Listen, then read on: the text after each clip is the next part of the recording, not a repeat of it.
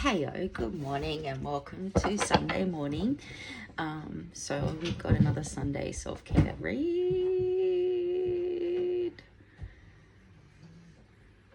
Wonder what's going to come out today.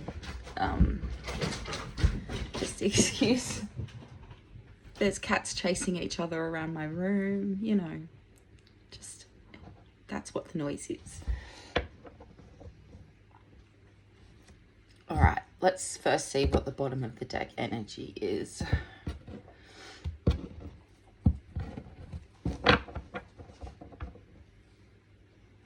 Temperance. Some balancing, some patience, some divine timing of things.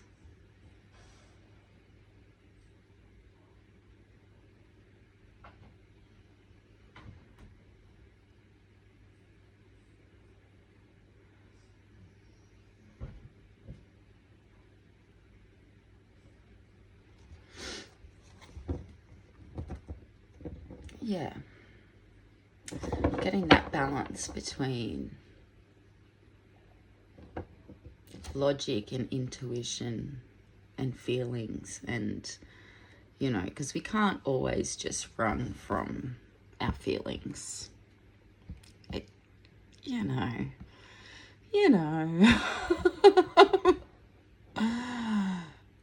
But you can't always just run from your logic either. You really can't. I know that's going to hurt some people, but you really can't. So it's about finding a good balance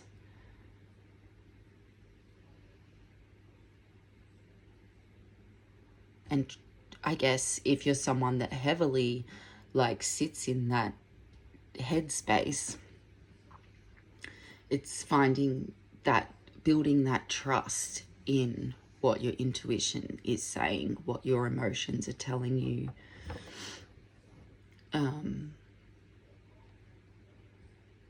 If you're a person that lives in the emotional space,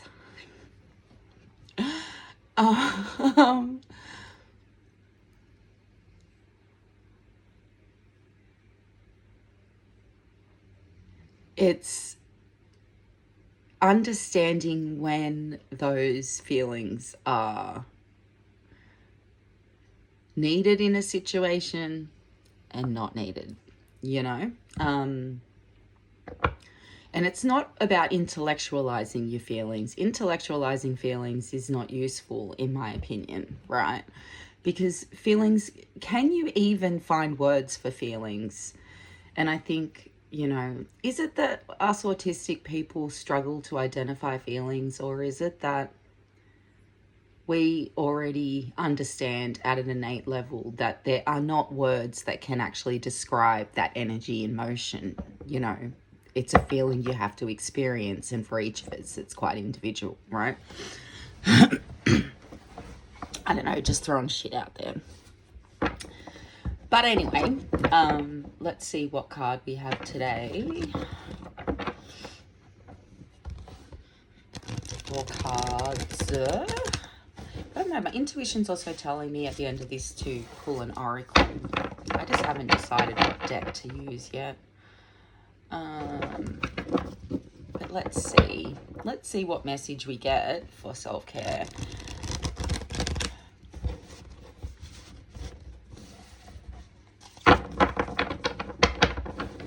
Today I am going to help my daughter at her business.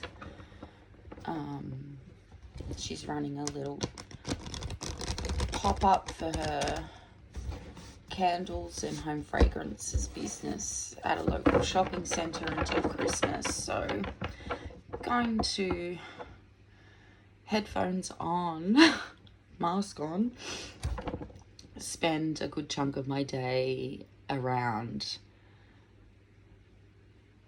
capitalism. Anyway, the things you do for love, the things you do for love.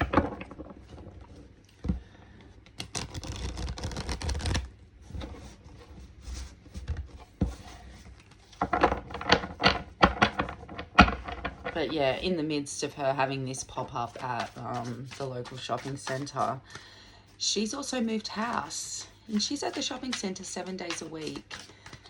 And yeah, so I'm also heading there tonight to help with packing at the old house, because most of all their furniture's been moved to the new house, but they've got to hand the keys back for their old house on Tuesday, and they're nowhere near ready. So it's all hands on deck this weekend. Oh, we got 3 cards today, guys. And the bottom of the deck energy was the Fool after that shuffle. Oh, so we have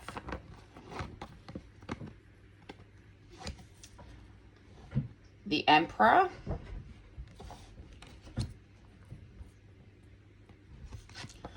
we have the Page of Wands, and we have the Justice card.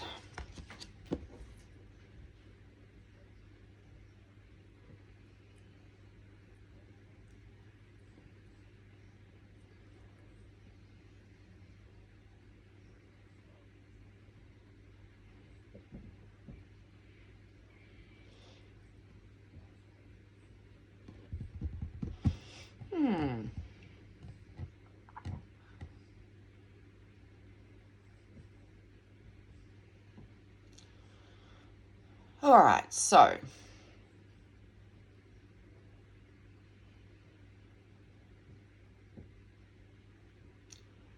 we've got the fire and air energy out here. We're gonna have a bonfire. So Justice is about, obviously the scales are a bit of a giveaway. Karmic rebalancing,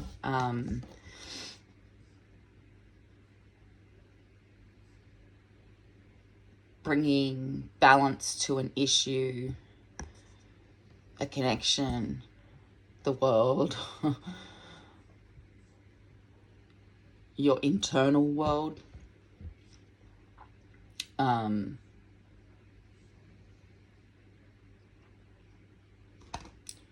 Tis a major arcana, so it might be very important self-care this week. All right. And then the Page of Wands is like,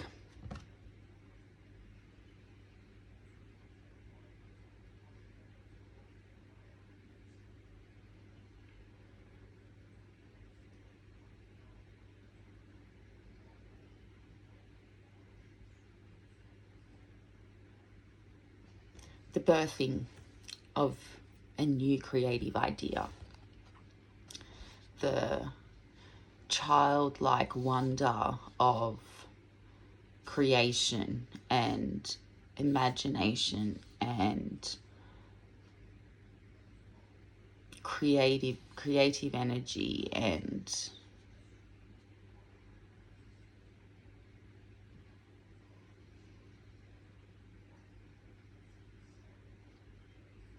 so what I'm hearing is in order to achieve this inner balance, because I'm now getting that the Justice card is like talking about inner balance,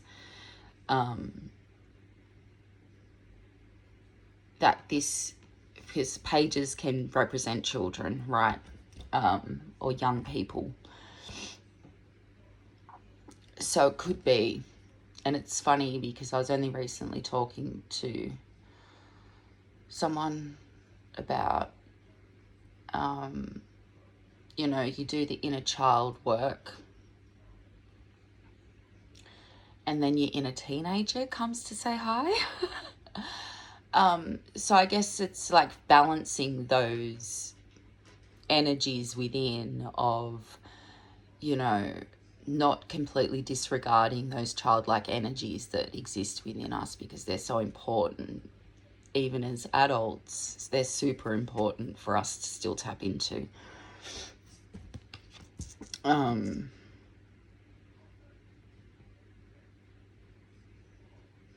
So it's not about, you know, ignoring your inner teenager. It's about remembering the things that brought about a sense of passion or determination and drive and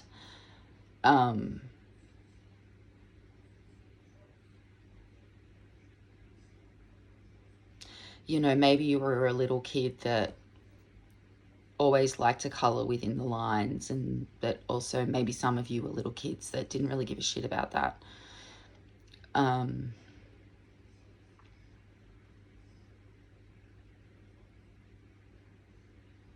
It's about finding the balance of bringing some of that into your adult world in a healthy way, not the, like, I don't want to bring back the inner teenage sin that was risque. But I also appreciate the fire that was in my belly as a teenager.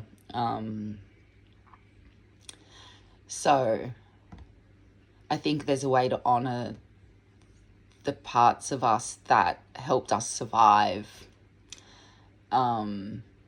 and transmuting those into things that can help us flourish as adults. Yeah. And then the Emperor.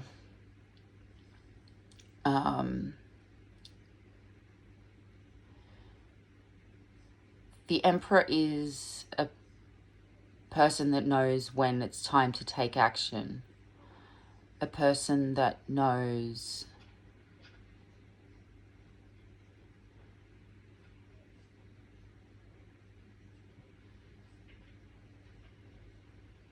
when to step up.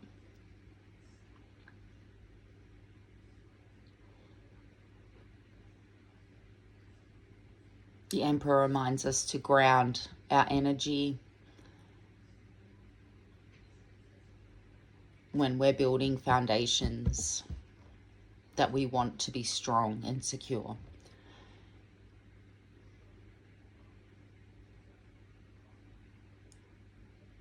The Emperor represents protective energy,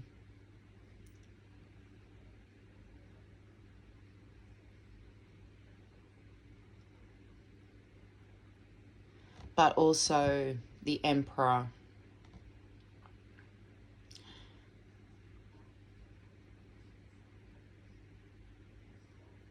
is in tune with their intuition and has that great balance.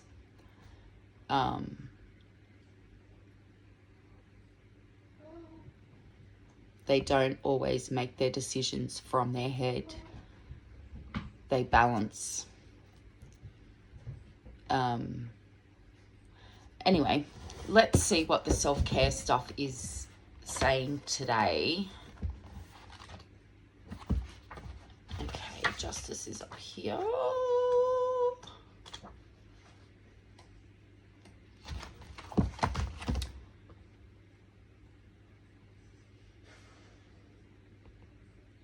Okay, so the Justice card, I was saying that it's about finding that balance, and we've talked about inner balance, and the recommendation for self-care with that is to work on your center of gravity and the natural flow of energy through your body.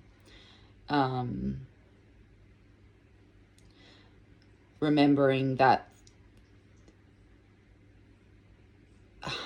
inner harmony is a lifelong process, right? So you can't ever stop practicing it. You can't ever stop doing the work, because the unhealthy thing that lives in here, ego's not bad necessarily, but after years of conditioning, trauma, whatever, it is going to be detrimental to us if we don't heal it, right? So So it's always catching those thoughts that come in that are detrimental to us and changing that narrative. And it feels awkward as fuck at first, but it's like,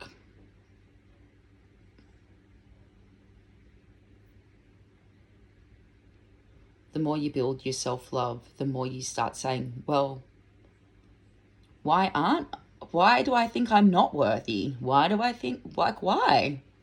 Anyway, so it recommends like watching like a free yoga video or something, and paying attention to the resistance that comes up within not just your physical body, but your emotional body, as you do the poses, and try and keep note of those. And they're probably areas that you might need to do a little bit of focus work on. Might be maybe a little bit of investigating, having a little dig and see, okay, well, you're here, but where did you come from?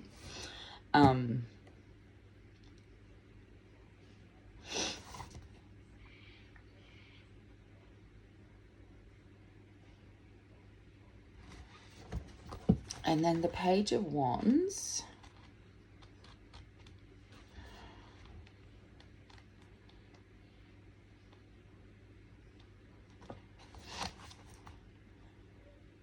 Okay, think about your favorite method of self-expression. Not the one you're best at, because this is important. You don't have to be great at something to have a lot of fun doing it. You don't have to be perfect in order to participate. You don't have to be expert in order to be something, right? To do something. All right. The one that you're most interested in. Is it painting? Is it collage? Find some materials and start experimenting. Ignore the perfectionist voice in your head and just have fun with it. This isn't about creating a beautiful finished product. It's about allowing yourself to embrace your creativity and your simple play, because play is so important. Play feeds our soul. It's why I love connections where my inner child can come out and play and laugh, and it's so healing and it's so just nourishing. Anyway, let's have a look at the Emperor. I think we've had the Emperor before, to be honest.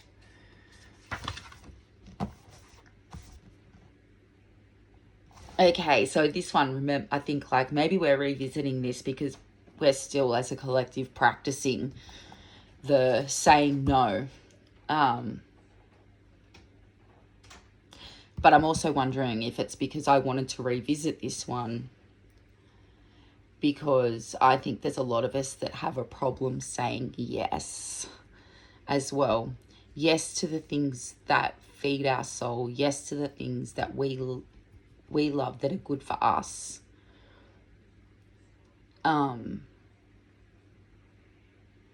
Expressing what we want,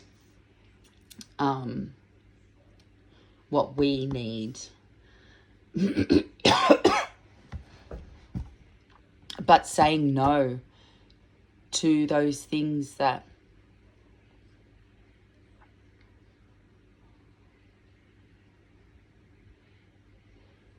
aren't helping us grow as people, aren't helping that the work we're trying to do on the collective consciousness,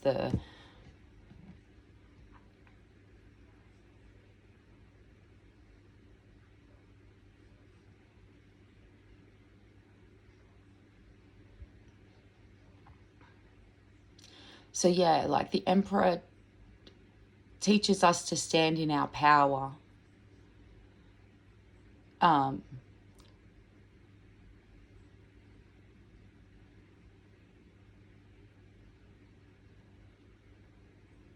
And sometimes yes in the face of the unknown is a lot harder to say than no. But when you come from a background of people pleasing, learning to say no, and learning to have good, healthy boundaries around how much of yourself you're willing to give. And that can vary from day to day. But it's having that stock take of a morning to say, where am I at energetically? Where am I at psychologically? Where am I at? Just where am I at today? And being really honest about how you can show up, how often you can show up, in what ways you can show up, you know?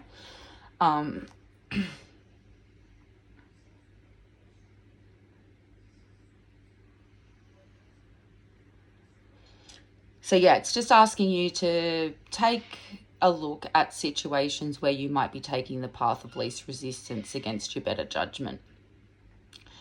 Instead of like acquiescing, dig in your heels. Defend yourself with clear, non-violent communication. Make yourself heard, and you'll be surprised how willing to compromise people are.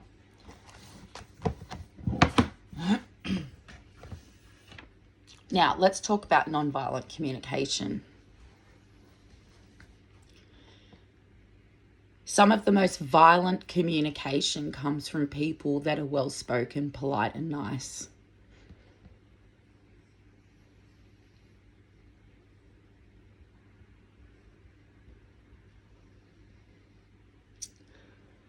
Some of the ways that white supremacist imperialism has permeated through our societies is by this: if I'm polite, if I'm nice, if I'm, if I dress well, if I drive a nice car, if my house is nice, if it's, well, then I'm a good person. And this is why we have the problem of, when you tell these nice people, hey, you're being racist, they then see that as the violent communication in the exchange.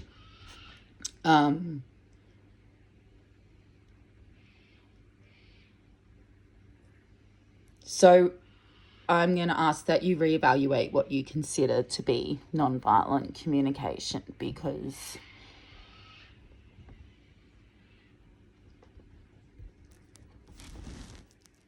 hi, Fluffy. People shouldn't have to be nice in the face of like stuff that undermines their right to exist. Anyway, clearly my cat is saying, hey, get off. So happy Sunday, and I'll see you next week.